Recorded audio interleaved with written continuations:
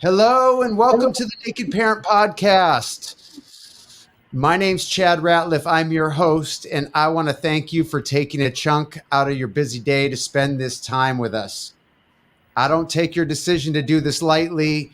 As a single father of 5 kids within 6 years of age and two with special needs, I know how precious your time is, and I want you to know that I'm focused on making sure that you made the right decision by being with us today.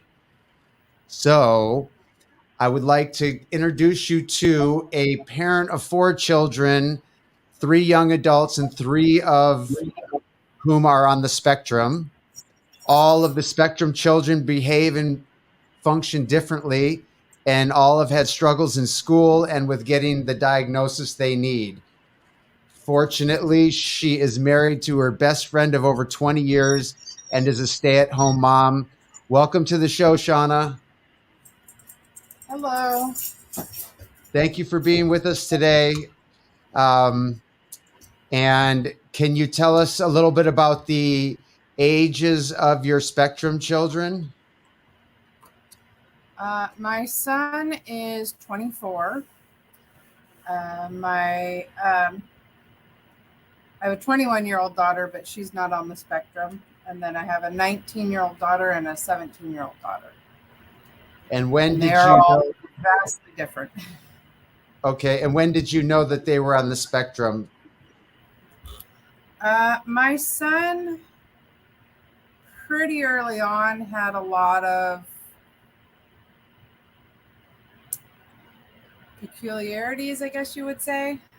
Okay, He had a lot of what they tried saying, like OCD and different quirks, I guess you'd say.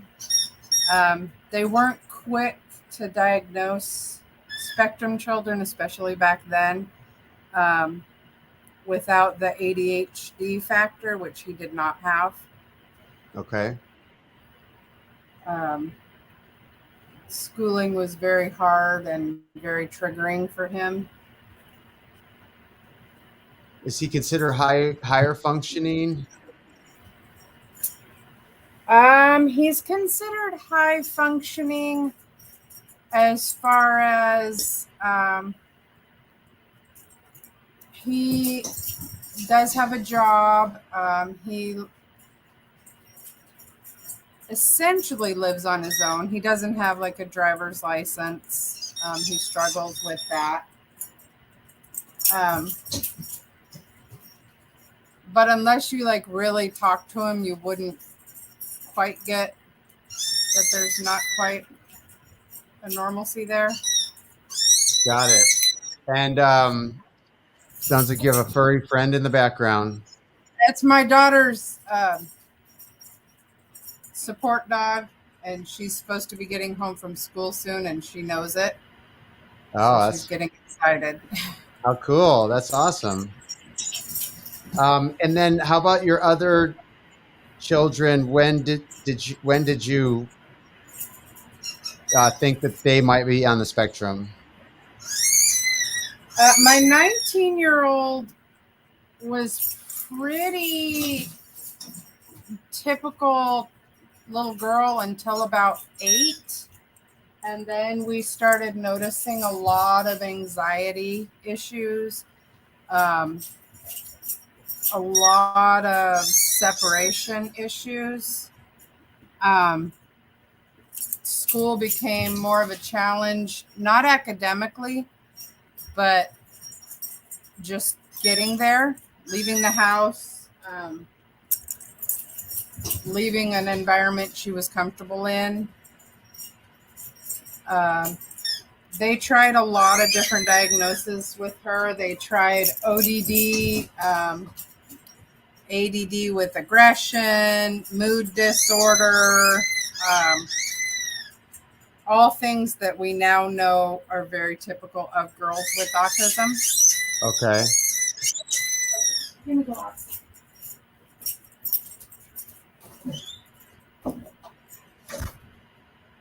She did graduate, but we did have to do a homeschool program eventually. because the day-to-day school just was not working. She had too many truancies. It was too hard to get the anxiety under control. It was hard to find a medication balance for her. She's still technically waiting on a formal diagnosis, even though they've been saying for the last couple of years that, yeah, it's definitely on the spectrum. But with COVID and getting her to Seattle's the closest testing center for kids to us, and that's like 2 hours away, and then COVID shut down all the in-person things. Yeah, it's been a tricky couple of years. Yeah. And then your last child on the spectrum?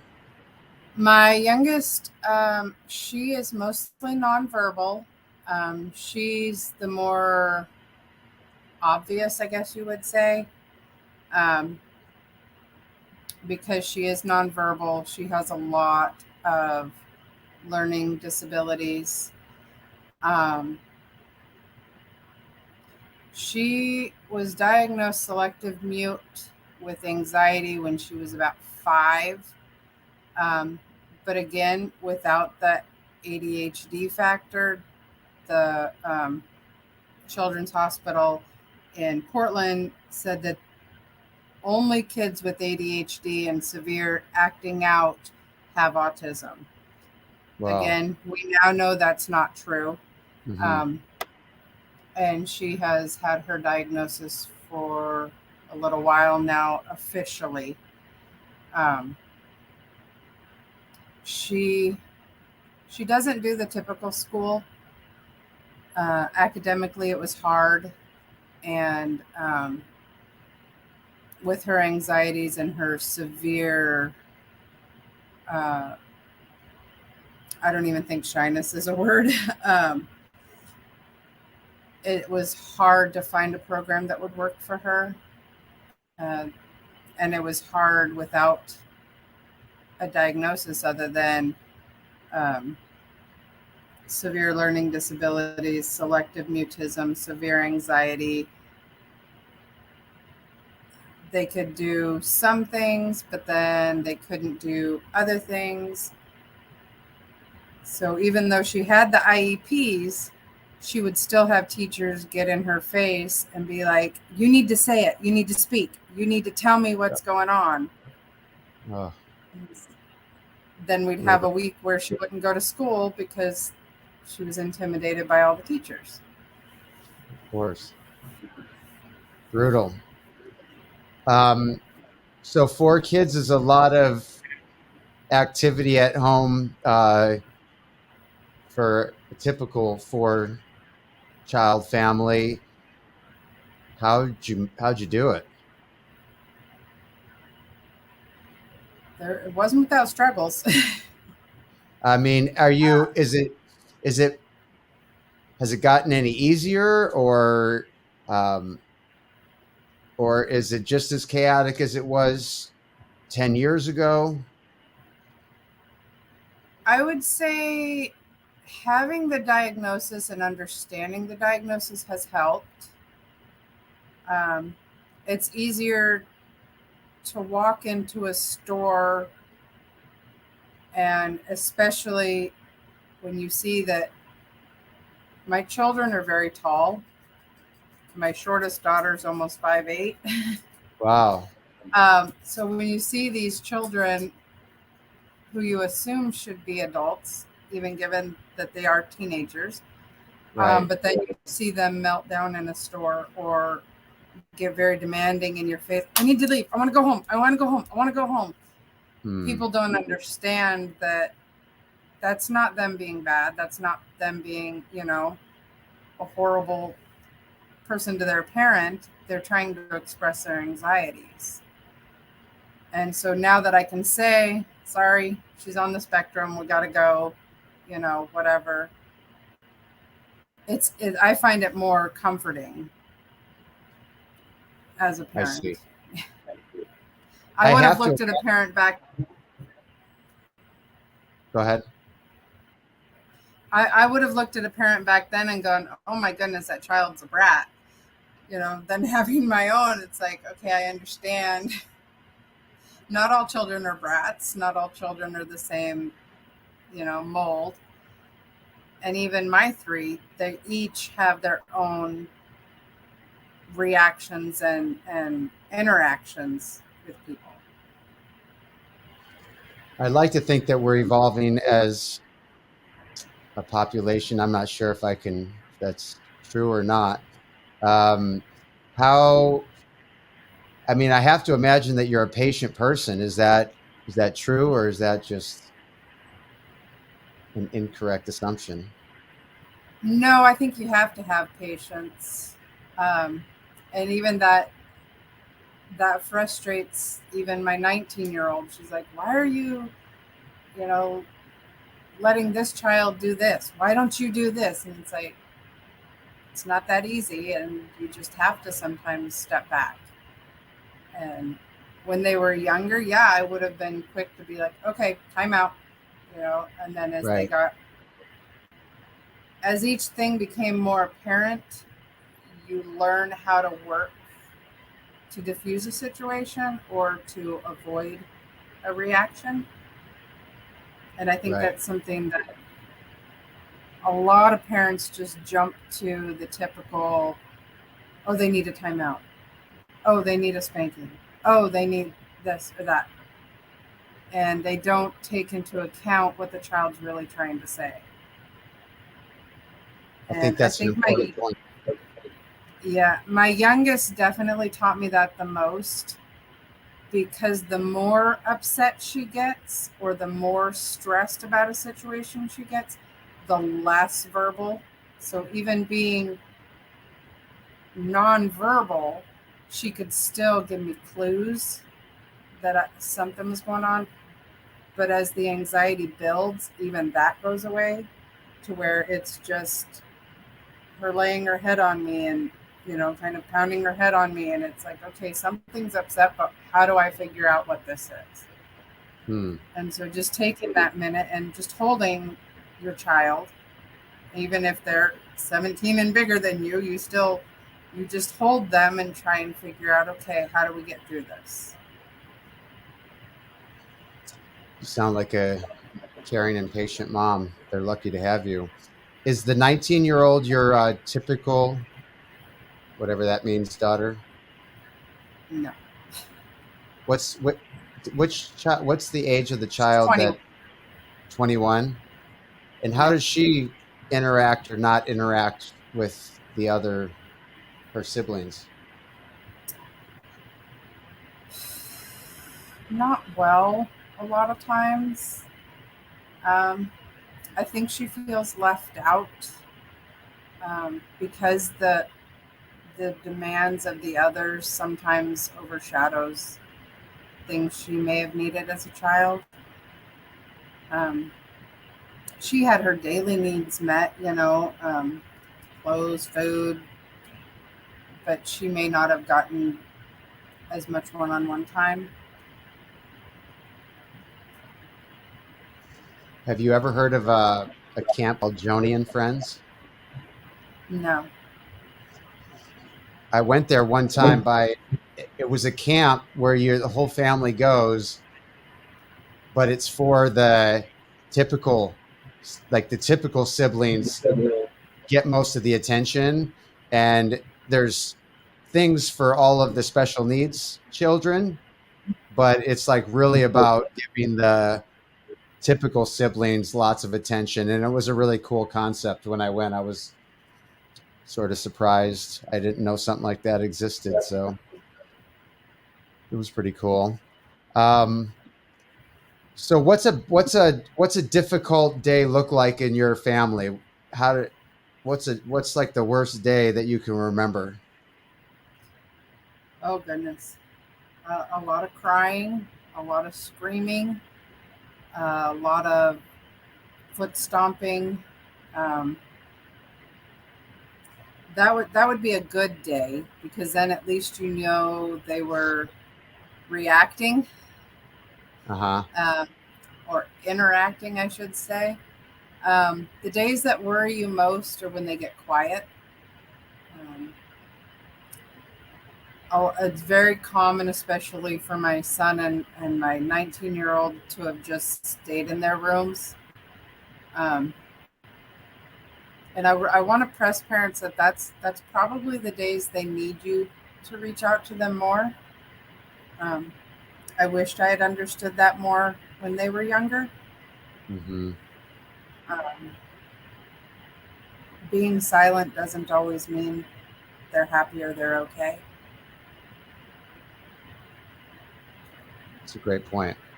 It's a great point. Can you think of any aha moments that you've had on your parenting journey up until this point?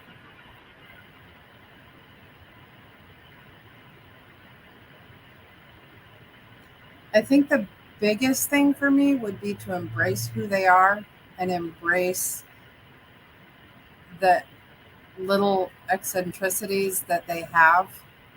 Um, my son is extremely gifted. Um, he's very good with computers and games and writing. Um, my 19-year-old has one of the most beautiful singing voices, even though she's very shy and would never sing in front of people. Wow. She has one of the most beautiful voices that I've ever heard. Um, and my 17-year-old, she may be nonverbal, but she sang in a play to do an audition, and she can hear something and just catch it like that. Um, Amazing. and she has the most giving heart. She will just sit down. People like, they'll say, "Don't go near that dog. It's really aggressive." And she'll sit down and they'll come to her. Wow. And it's just like, just embrace what you see in them. Don't try and make them be something you want them to be. Yeah, that's something I have to remind myself regularly of. It's hard. So, yeah. So how about you? How do you take care of you? What do you do for your personal self-care, or do you focus on your um,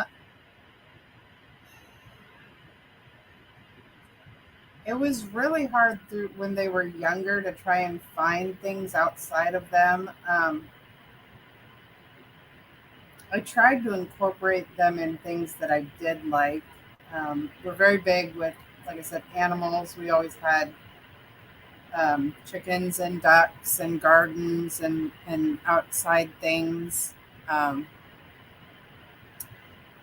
with my son, I always would take the time to sit down and play Mario Kart, Mario parties, and you know the awesome. things that he liked. Um, I I don't know. I find now that they're older, it's kind of hard to find things that I really enjoy because I enjoy doing things with them so much. I don't have Oh, just me things. oh, that's sweet. So a favorite quote is, "I can do all things through Christ who strengthens me." Does that mean your faith is kind of a strong foundation for you? Very, very paramount. Um, without it, I don't know where I'd be. Um, we were always, still are. We again, COVID shut a lot of that down, but we've always made sure to be involved. If the church that we were going to at the time didn't have a youth group, then my husband and I stepped up and we became the youth leaders. Our kids went to camps every year. Um, even my youngest, when she, was nonverbal and too scared, well, then I became the counselor of her cabin. Oh, And, just tried very hard to instill our beliefs in them.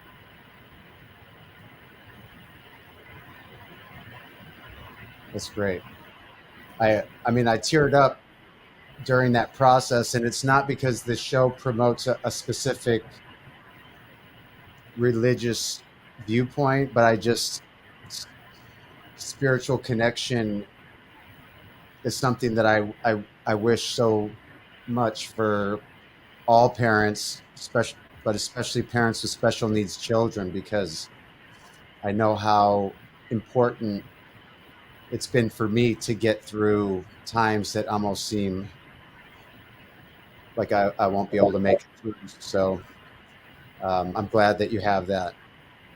And Definitely. I think without it, I could almost categorically say my husband and I wouldn't have made it. hmm and Um, most don't it's very statistically, challenging, especially my older two are from my first marriage, right? and without that faith and without that structure,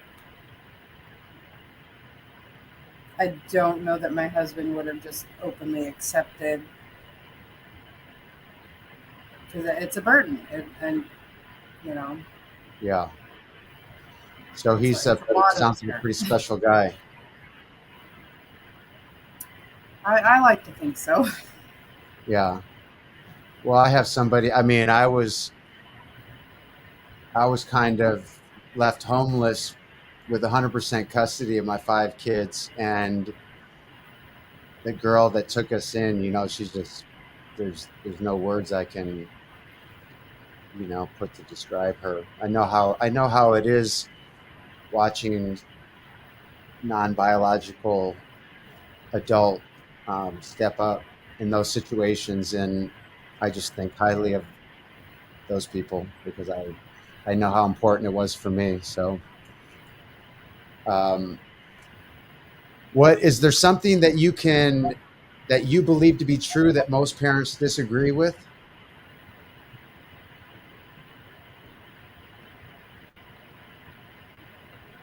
I think the biggest thing that I come across, um, I don't want to word this wrong, and I don't want to offend people by it, because if it is their belief, that's fine. But I disagree with it wholeheartedly. Is autistic children or children with special needs can't learn discipline, Okay. um, and that doesn't mean, I don't mean discipline in the fact of, oh, you got to spank every child, or I don't even know that I agree with that. But I see a lot of parents who will argue with me about giving my children boundaries, or structure, and it's like, oh, well, they can't help this or that, and it's like, they can help it. They may not be able to help it in the moment, but when the moment's passed, they will understand why you took this away, or why you put them in their room. Like my 19-year-old, when she was 7 or 8 and she first started really showing signs, she would go into blind rages, and she wouldn't even always be aware that she was just breaking things, throwing things, scratching herself, biting herself. Um, she would realize after the fact, but not during the rages. And so we would have to just say, okay, if you're going to do this, you need to stay in your room. If there's something you want to break or tear up, then it has to be yours, because, we don't want our stuff broken. And so many people would come at that negatively. Well, she doesn't understand. Well, she may not understand, but when she comes out of it, she's going to realize, okay, I shouldn't have done that. And she did. She always had remorse, and she always felt bad. But making it to where it's only things in your room, it, if not lessened the amount, it lessened the intensity, because there was nobody in the room feeding off of it. There's only her things to find to destroy. And being left by herself gave her that time to de escalate. So Right. it's like, just because you can't run and just, like if a child grabs something hot, you just grab it, when they're little, you grab their hand and you tap and say, no, that's not right. Okay, you may not be able to do that to an autistic child, but you can still give them boundaries. And you can still teach them that if we're going to do this, this is the place to do that.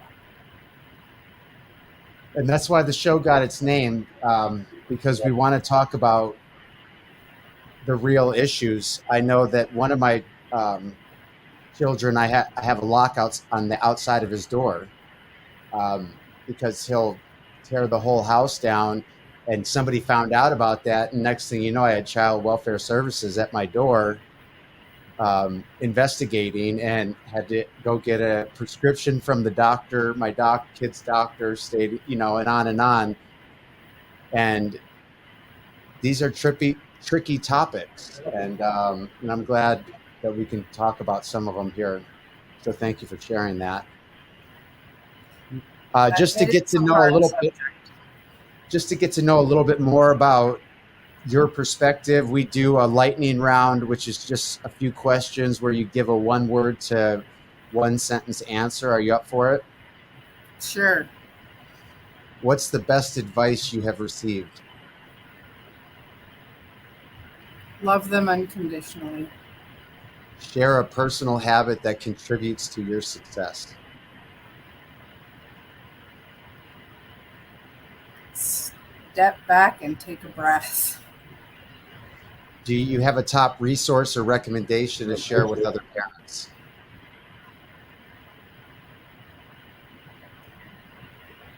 Communication. Communication with them, communication with your spouse, communication with their doctors. I think that's the best advice is don't shut down, always communicate. What's the next thing on your list that you want to add for your individual well-being? We're actually going through the process to become foster parents to help other children out there. Aw, wow. What's one thing you think would improve your life if you did it or had it?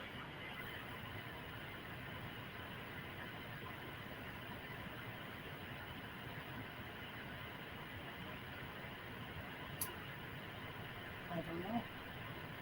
I think I have just about everything I could want with my family and my faith, and That's great. And then just kind of in conclusion, from something that we've talked about or something else that's on your heart, is there anything you'd like to share with the parents out there in Naked Parent Nation that are listening to the show?